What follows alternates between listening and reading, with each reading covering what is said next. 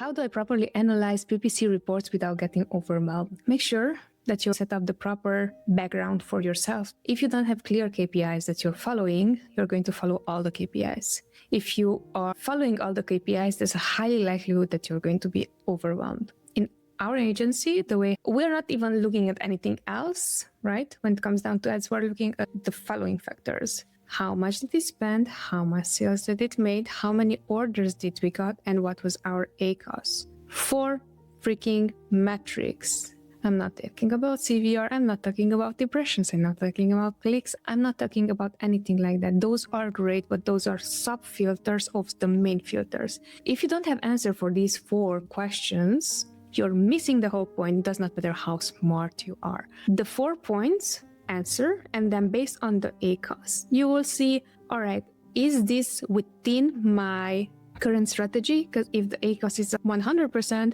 and your plan is to get as many sales as possible and then dial down from there, 100% ACOS, it's still a winner because it made that sale. Now you have data on what works, how it works, and how efficient things are, right?